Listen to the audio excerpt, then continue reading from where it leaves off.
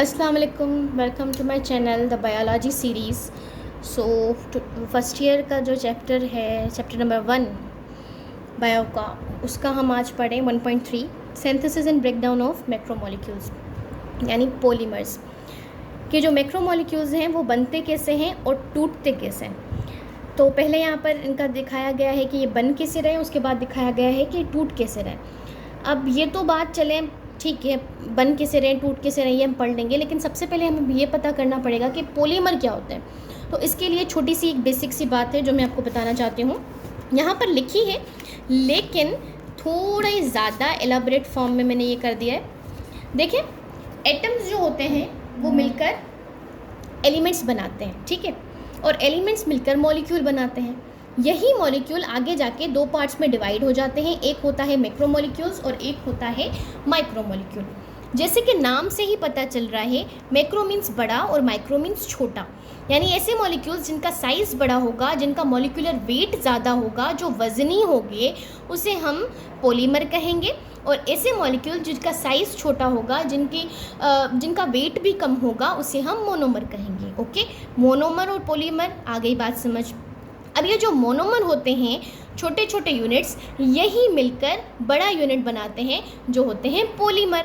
तो यहाँ पर लिखा है कि monomer combine to form polymer. अब यहाँ पर देखें, एक छोटे छोटे मोनोमर्स हैं, इन्होंने मिलकर यहाँ पर एक बड़ी चेन बना दी जो कि एक बड़ा यूनिट है जो है पॉलीमर। ये आपके कुछ माइक्रोमोलिक्यूल्स हैं यहाँ पर, और यहाँ पर आपके मैक्रोमोलिक्यूल्स हैं। तो ये बड़ा यूनिट है प्रोटीन। ये प्रोटीन जो है वो किससे बना है? छोटे छोटे अमीनो एसिड्स से। कार्बोहाइड्रेट एक पॉलीमर है, बड़ा यूनिट है, मैक्रोमोलिक्यूल है, ये बना है मोनोसेक्राइड से। लिपिड जो है एक बड़ा मॉलिक्यूल है और ये छोटे छोटे फैटी एसिड से बना गया है। और न्यूक्लिक एसिड जो है वो भी एक बड़ा मॉलिक्यूल है जो न्यूक्लियोटाइड से बना गया है। तो ये सारे इस साइड जो हैं वो लिखे हुए हैं आपके मैक्रोमोलिक्यूल, और अमीनो एसिड वाली जो साइड है ये आपके सारे क्या हैं? माइक्रोमोलिक्यूल। आई होप आप समझ रहे होंगे। तो ये जो न्यूक्लिक एसिड का हमने कल पढ़ा था ना, न्यूक्लिक एसिड का टाइप क्या था? डीएनए और आरएनए। तो ये जो डीएनए आरएनए ये छोटे छोटे न्यूक्लियोटाइड्स से बने हुए होते हैं, ठीक है। आई होप आपको समझ आ रहा होगा। तो चलिए अब टेक्स्ट बुक की तरफ चलते हैं और थोड़ा रीड कर लेते हैं। सिंथेसिस ऑफ मैक्रोमोलिक्यूल, सबसे पहले यहाँ पर सिंथेसिस दी गई है एक बड़े मॉलिक्यूल की, यानी पॉलीमर बन कैसे रहा है? By the monomer. मोनोमर से मिलकर पॉलीमर कैसे बन रहा है ये हम पढ़ेंगे। और ये प्रोसेस जिससे वो होता है वो कंडेंसेशन प्रोसेस होता है। अब इस कंडेंसेशन प्रोसेस के बारे में हम आगे पढ़ेंगे, लेकिन अभी थोड़ी टेक्स्ट बुक रीड करते हैं। Molecules which form the structure and carry out activities of the cell are large in size in highly organized molecules called macromolecules। अब ऐसे मॉलिक्यूल्स जिनका स्ट्रक्चर जो होगा और जिनकी जो एक्टिविटीज़ वो परफॉर्म करेंगे वो कॉम्प्लेक्स होगी। अब इसका मतलब क्या है भाई? एक चीज़ बड़ी है तो ऑब्वियस सी बात है उसके बड़े काम होंगे ना। उसका साइज़ बड़ा है तो वो हाईली ऑर्गेनाइज भी होगा, वो कॉम्प्लेक्स स्ट्रक्चर भी होगा, उसकी एक्टिविटीज़ जो वो परफॉर्म करेगा वो भी ज़्यादा ही होंगे। तो इसके लिए ऐसा मॉलिक्यूल जिसका लार्ज मॉलिक्यूलर वेट हो, जिसका साइज़ बड़ा हो, जो कॉम्प्लेक्स मॉलिक्यूल हो, ऐसे मॉलिक्यूल को हम मैक्रोमोलिक्यूल कहते हैं। और ऐसे मॉलिक्यूल जिनका लो मॉलिक्यूलर वेट हो, जो स्मॉल स्ट्रक्चर्स हो, जिनका इतना कोई लार्ज एक्टिविटी परफॉर्म ना करनी हो, वो हमारे मोनोमर्स होते हैं। और मोनोमर्स को ही हम बिल्डिंग ब्लॉक्स भी कहते हैं। बिल्डिंग ब्लॉक्स मतलब यही मिलकर एक बड़ा स्ट्रक्चर बनाते हैं जो होता है पॉलीमर।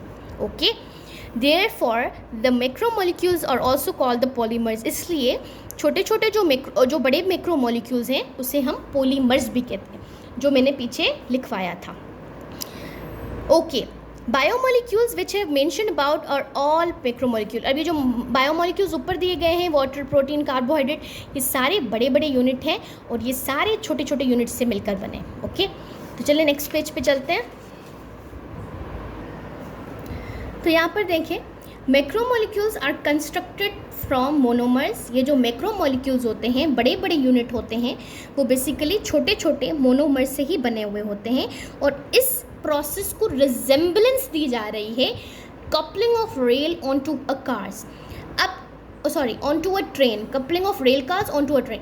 ट्रेन के बोल रहे ट्रेन पर जो होता है ना पटरियाँ नहीं, ट्रेन के जो डब्बे होते हैं ना वो कनेक्ट करते हैं एक दूसरे के साथ, उस तरीके से इसको थोड़ी रिजेम्बलेंस दी जा रही है। मैं आपको पिक्चर दिखाऊंगी एंड में, लेकिन पहले हम ये पढ़ लेते हैं कि ये प्रोसेस होता कैसे है। The basic structure of each group of macromolecule is very similar in all organisms from bacteria to human। कह रहा है ये जो बेसिक स्ट्रक्चर है ना मैक्रोमोलिक्यूल किस तरीके से बन रहे हैं, ये सेम प्रोसेस बैक्टीरिया के अंदर भी होता है और ये सेम प्रोसेस ह्यूमन के अंदर भी होता है। यानी बैक्टीरिया से ह्यूमन तक जो है वो ये प्रोसेस सेम ही होता है। In this process, monomers are joined together by removing OH from one monomer and hydrogen from another monomer। कह रहा है होता क्या है कि भाई हमें क्या करना है, मैक्रो मॉलिक्यूल बनाना है, यानी बड़ा मॉलिक्यूल बनाना है। तो बड़े मॉलिक्यूल के लिए ये ज़रूरी होगा कि छोटे छोटे मॉलिक्यूल्स आपस में कनेक्ट करें, आपस में एक बॉन्ड बनाएं। तो वो बॉन्ड किस तरीके से बनाएंगे, होगा क्या, ये देखें, ये एक मोनोमर है, ठीक है, मोनोमर 1 और ये है मोनोमर 2। होगा क्या, एक मोनोमर में से हाइड्रोजन निकलेगा और एक मोनोमर से OH निकलेगा, ठीक है। जब ये हाइड्रोजन और OH ग्रुप आपस में मिल जाएंगे तो ये मिलकर बनाएंगे वाटर, यानी H2O। ओके, आप देख रहे हैं 2 H है, ठीक है, एक ये वाला एक H, ये वाला H, 2 H मिलकर और O मिलकर क्या बनाया, H2O। H2O किसका फॉर्मूला है, वाटर का। वाटर हो गया बाहर और यहाँ पर देखें इन दो मॉलिक्यूल्स के बीच में एक बॉन्ड बन गया है, ठीक है, एक बॉन्ड बन गया है और यहाँ पर हमारा OH और H रिमूव हो गया है और ये दोनों आपस में जुड़ गए हैं। तो इस प्रोसेस को हम कहते हैं कंडेंसेशन प्रोसेस। कंडेंसेशन प्रोसेस का मतलब क्या होता है, पानी का रिमूव होना।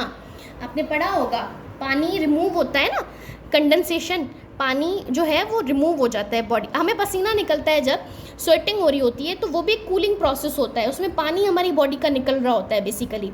हाँ, पसीने में हमारा वाटर निकल रहा होता है, तो ये जो फिर हमें कूलिंग फील होती है। तो same as it is condensation process होगा, यहाँ पर वाटर निकलेगा, ओके, और वाटर निकले पर डिहाइड्रेशन सिंथेसिस भी इसको कहेंगे, क्योंकि वाटर निकल गया यानी डिहाइड्रेट हो गया, डिहाइड्रेट सिंथेसिस भी इसे कहा जाता है, ठीक है। तो आपको समझ आ गया होगा कि एक मोनोमर दूसरों मोनोमर के बीच में बॉन्ड किस तरीके से बनता है। Condensation always take place by a proper enzyme and energy expense. अब ऑब्वियसली बात है, आपको पता होना चाहिए कि हमारी जो बॉडी होती है उसमें कोई भी काम विदाउट एनर्जी एक्सपेंस नहीं हो रहा होता है। उसमें या तो कोई एंजाइम लगता है, उसके अंदर ATP खर्च होती है, उसके अंदर सारी एनर्जी और एंजाइम्स इस्तेमाल हो रहे होते हैं। तो कोई ना कोई एक प्रॉपर एंजाइम आता है, वो बैठता है और फिर वो परफॉर्म करता है फंक्शन, और इसमें अच्छी खासी एनर्जी भी यूज़ होती है।